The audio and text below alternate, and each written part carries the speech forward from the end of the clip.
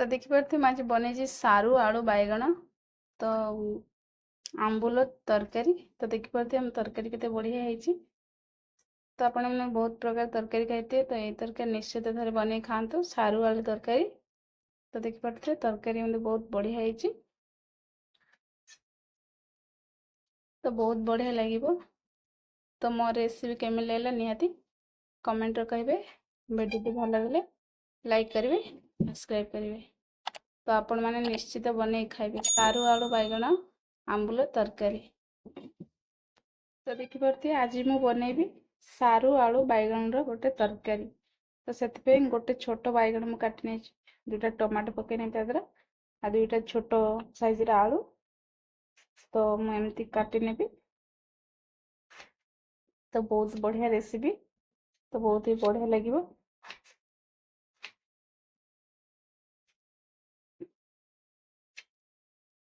ତ ତାପରେ ଏଠି ସେମିତି ସାରୁ ବି କାଟି ନେବି ଦେଖନ୍ତୁ। ତ ଆପଣମାନେ ଯଦି এই ରେସିପି ବନେଇ ନାହାନ୍ତି ତାହେଲେ ନିହାତି ବନେଇ ଖାଇବେ, ତ ବହୁତ ବଢ଼ିଆ ଲାଗିବ।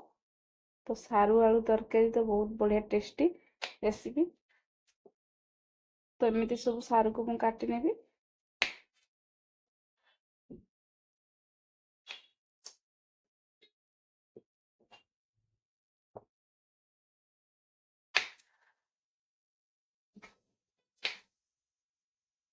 ତ ଦେଖିପାରୁଥିବେ ସବୁ ମୁଁ ଏଠି କାଟି ନେଇଛି। ତ ଚାଲନ୍ତୁ ଏକ ତରକାରୀ ବନେଇ ନେବା। ତ ଦେଖିପାରୁଥିବେ ତରକାରୀ ବନେଇବା ପାଇଁ ମୁଁ ଏଠି ଗୋଟେ କଡ଼ାଇ ବସେଇ ନେଇଛି। ତ 2 ଚାମଚ ତେଲ ପକେଇ ନେବି ଫାଷ୍ଟ।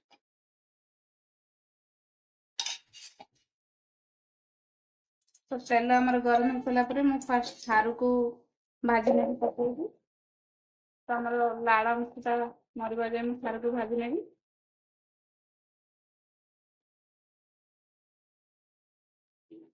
ତ 2 ରୁ 3 ମିନିଟ୍ ଏଠି ଭାଜି ନେବି। ଦେଖିପାରୁଥିବେ ସାରୁ ଆମର ଭାଜି ହେଇସାରିଛି। ତ ଦେଖନ୍ତୁ ବଢ଼ିଆ କଲର୍ ଆସିଯାଇଛି ସାରୁର। ତ ଏବେ କ'ଣ କରିବି ନା ଆଳୁ କାଟି ରଖିଥିବା ଆଳୁକୁ ପକେଇକି 2 ରୁ 3 ମିନିଟ୍ ଫ୍ରାଏ କରିନେବି।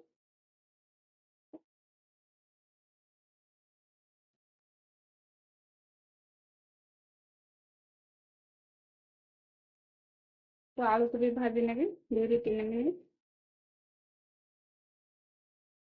ତ ଆଳୁ ବି ଆମର ଏଠି ଭାଜି ହେଇସାରିଛି।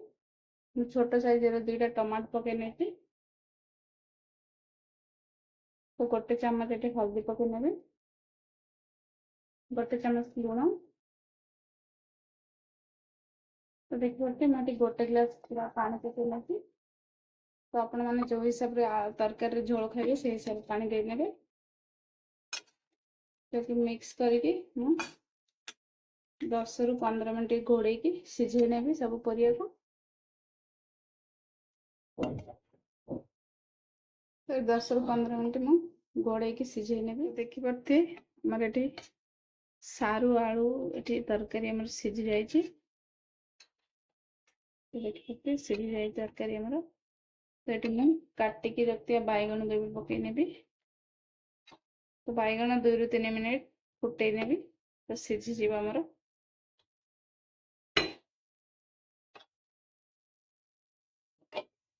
ତ 2 ରୁ 3 ମିନିଟ୍ ଏକୁ ବାଇଗଣକୁ ସିଝେଇ ନେବି।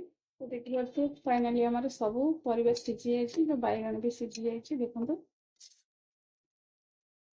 ଆଳୁ ବି ପୁରା ଭଲସେ ସିଝି ଯାଇଛି ଦେଖୁଥିବେ। ତ ଟମାଟୋକୁ ମୁଁ ୟା ଦେହରେ ଏମିତି ମିକ୍ସ କରିନେବି। ତ ଆମର ଭଲ କଲର୍ ଆସିଯିବ ତରକାରୀଟା। ତ ଦେଖିପାରୁଥିବେ ଆହୁରି ଟିକେ ଭଲ ଲାଗିବା ପାଇଁ ତରକାରୀ ଟେଷ୍ଟ ଲାଗିବା ପାଇଁ ତ ଏଠି ମୁଁ ଗୋଟେ ଛୋଟ ଖଣ୍ଡ ଆମ୍ବୁଲ ପକେଇ ନେଇଛି। ତ ବହୁତ ହି ବଢ଼ିଆ ଲାଗିବ ତରକାରୀ ଆମର।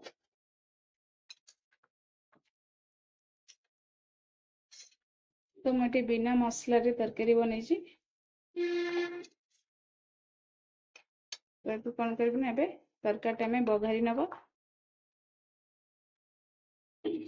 ଦେଖିପାରୁଥିବେ ତରକାରୀ ବଘାରିବା ପାଇଁ ଗୋଟେ କଡ଼କାରେ ମୁଁ ତେଲ ପକେଇ ନେଇଛି ଅଳ୍ପ କିଛି। ତ ଅଧା ଚାମଚ ଫୁଟଣ ପକେଇ ନେବି।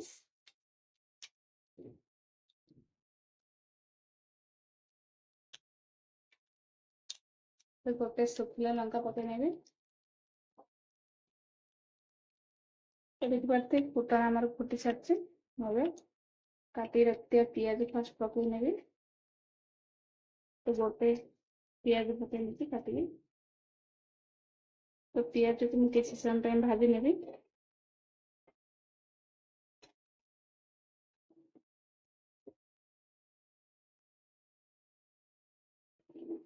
पियाज आम भाजी सारी तो अल्प छेचा रसुण पकई नेबी तो बहुत भल टेस्ट लगे।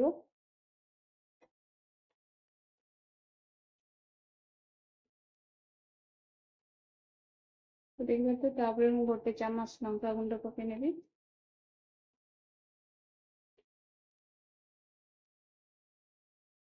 तो अल्प हल्दी पकई नेबी मसला हो जाए तरकारी पकई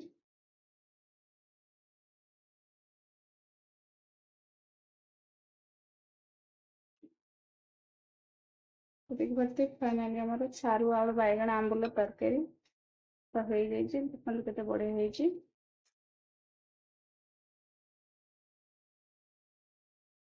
तो आपण मैंने निश्चित ये रेसिपी थे ट्राए करूँ तो बहुत बढ़िया लगे। तो सारू आलू तरकारी